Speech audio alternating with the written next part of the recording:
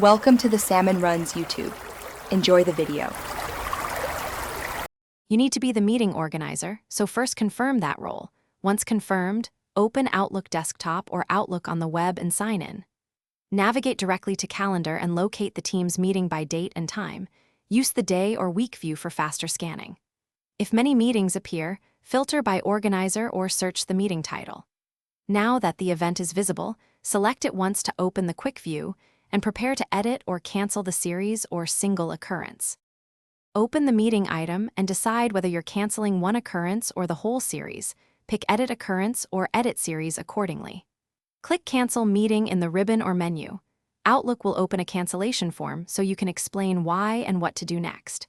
Type a concise message with next steps, proposed alternatives, or a reschedule suggestion, then verify attendees and location are correct.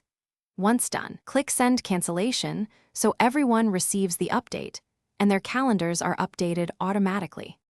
After sending the cancellation, confirm the event disappears from your calendar and ask a sample attendee to confirm theirs. Make sure their client has refreshed. If some attendees still see the meeting, instruct them to refresh, resync, or clear cached calendar data in Outlook or Teams. This fixes most delay issues.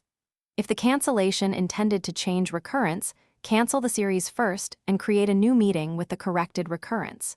If problems persist, contact IT to check mailbox or server synchronization logs. Thanks for watching. Consider subscribing if we helped you.